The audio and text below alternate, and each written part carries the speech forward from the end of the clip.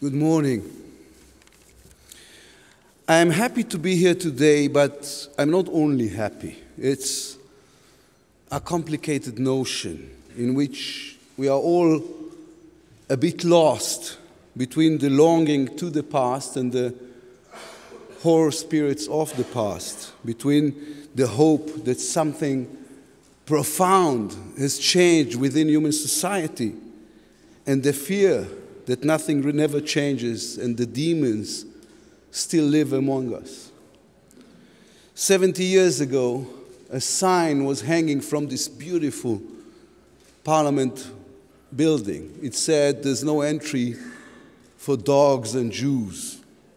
We want to forget, but we cannot forget.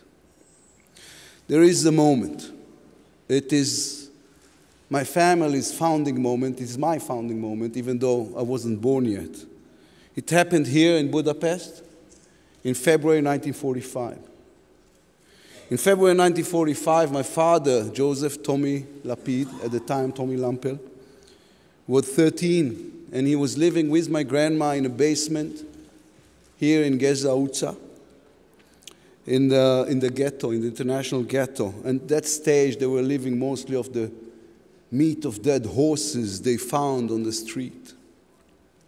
And the Russians were already approaching Budapest, and the Germans, along with the Hungarian fascists, start taking out the Jews in death convoys. And most of them were led to the Danube River that was frozen, and they were ordered to dig holes into the ice, and then they shoot them into the water, to the frozen water. And one Monday, very early morning, the Germans surrounded my father's block, and they started leading them in one of those death convoys that had approximately 600 people. And they were walking through the streets of Budapest that was empty because of the Russian bombings. And from high windows, they were looked upon by people who knew that they were sentenced to death. And at a certain point, when they reached the Margit Bridge, a Russian plane lowered over this convoy for a second. And suddenly people were yelling and shouting, and the Germans and the Hungarians were shooting into the sky. And my father hid behind a small public lavatory painted in green. And his mother, that was standing behind him, pushed him into this little public lavatory and said to him, "You need to pee now." And it was hard. It is hard to pee when it's freezing and you're 13 and people are shooting and the entire world wants to kill you. But he did. And she closed the door behind them, and the convoy left. And 10 minutes later, from those 600 people, 598 people were dead under the ice in the Danube River. But my father, except for my father and my grandmother, who were standing in the street alone, and they were free. And they were free, and the entire world was open to them. In the American Midwest, there were thousands of miles where no one lived in. In Australia, over the Australian bush, I once flew over the Australian bush. You can fly for 3 hours without seeing a single soul. Paris was already liberated. London was, of course, free. But my father, a 13-year-old kid, had nowhere to go to. He had nowhere to go to, and therefore they just went back to the ghetto, to the same basement, hoping only that the Russians will come before the next death convoy will take place. Many years later, I went with my father here to Budapest, and we were just walking down the streets, and suddenly he stopped, and he started crying.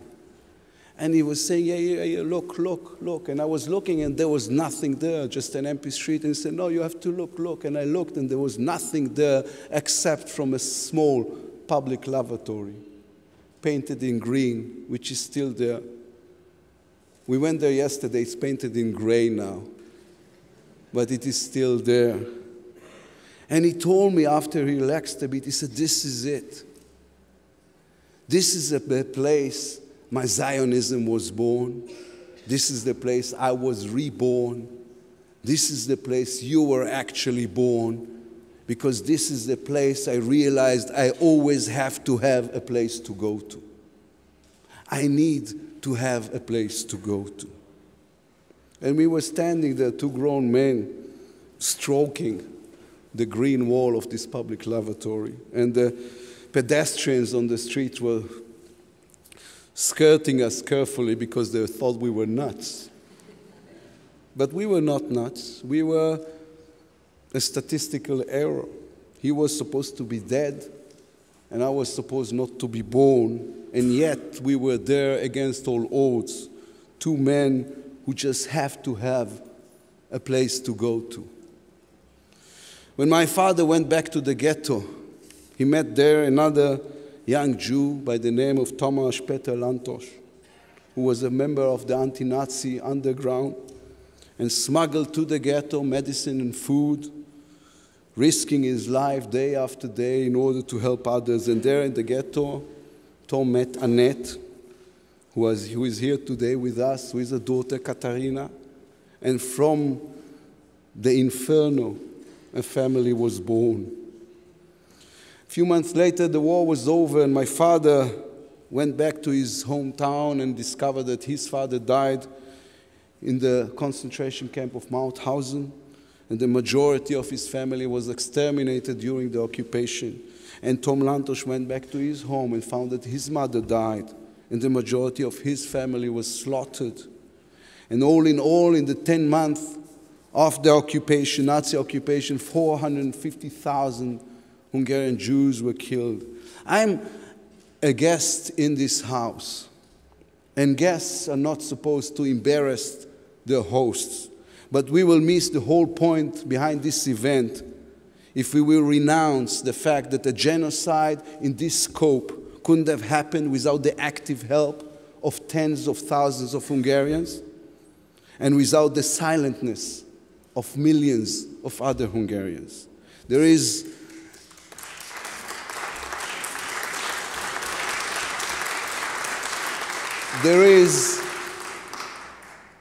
a stain on the honor of this house.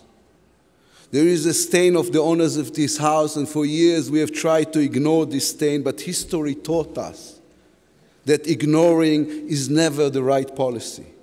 Anti-Semitism has reared its ugly head in Hungary once again, and we know today, because we've studied this next to this little public lavatory on the bank of the Danube, that we can't overlook racism.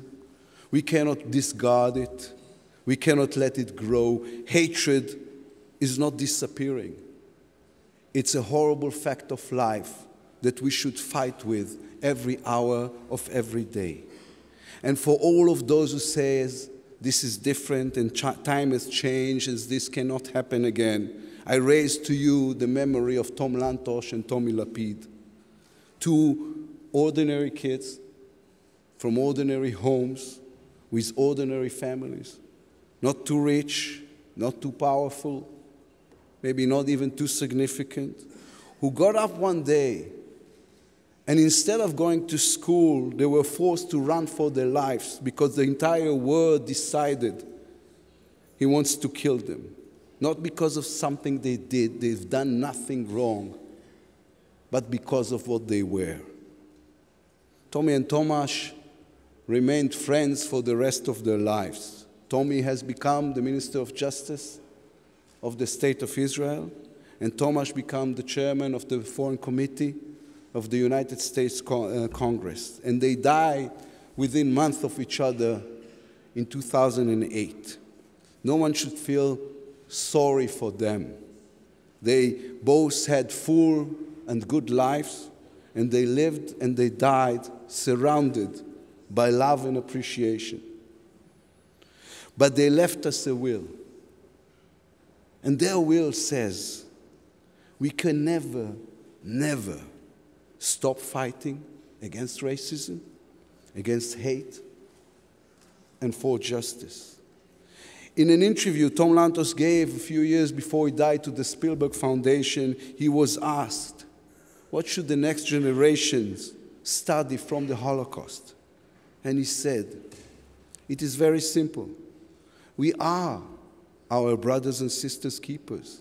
We cannot be bystanders. The prime obligation of every human being is to speak out against injustice committed against any other human being. And the more different that human being is from you, the greater is your obligation to defend him. These words should echo forever in this house. This house has to get up every morning and say again, this will not happen again. Jews will never die again on Hungarian soil just because they are Jews. We are and will always be obligated. Thank you very much.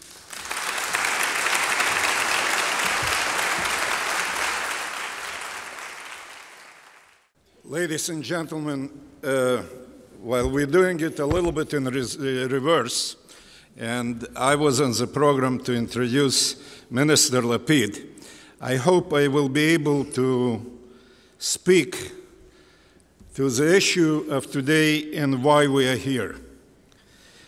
And first of all, on behalf of the Executive Committee of the Tom Lantos Institute, I want to welcome all of you.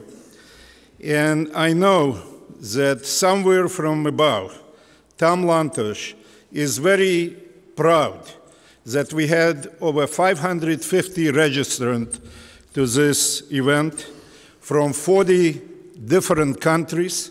We have 60 diplomats attending this conference, and obviously to voice their concerns and commit themselves to promote the ideals of human rights.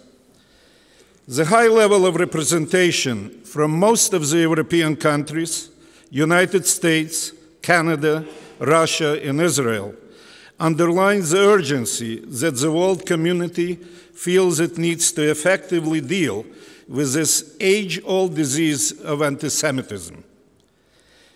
It is quite ironic and quite significant that we meet today in this beautiful chamber of the Hungarian Parliament, where some of the first anti-Jewish laws will enacted in Hungary. To some of my learned colleagues, to some academia, this is an academic discussion. To me, personally, it's a personal issue.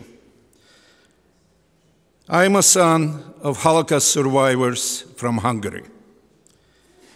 And if the German and the Hungarian Nazis would succeed, I was not supposed to be here today.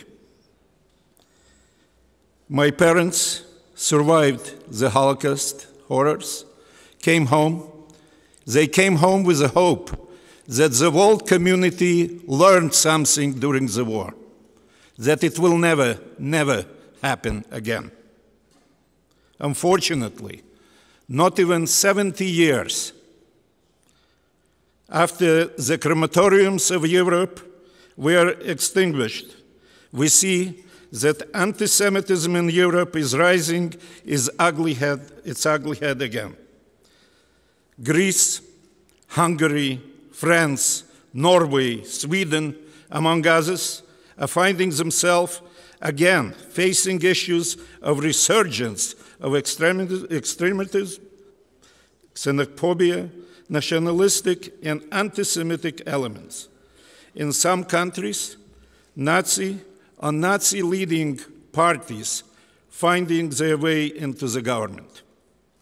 The fact that today, in this audience, we have so many decent people of all faiths willing to come together to fight this problem gives us hope. But please remember, this is not only a Jewish issue. In a famous statement and provocative poem attributed to Pastor Martin Niemöller about the German intellectuals following the Nazis' rise to power and the subsequent purging of their chosen targets, group after group, he said, first, they came for the communist. And I didn't speak out because I wasn't a communist. Then they came for the socialist. And I didn't speak out because I wasn't a socialist. Then they came for the trade unionist. And I didn't speak out because I wasn't a trade unionist. Then they came for me. And there was no one left to speak for me. So, while I was supposed to introduce my dear friend, Yair Lapid, I'm very happy that he took the time to come to speak to this conference. He is representing the best what Israel has to offer. And I am very moved because this morning he introduced to me his son. And I think it's very, very important because I brought to this conference my son. And we feel that the future generation of Europe need to remember what happened in this part of the world. And they need to remember that they have an obligation to carry forward what our grandparents, our parents, and what we are doing to fight fascism, Nazism, in every form and shape. And that will be their legacy, their responsibility. Thank you very much.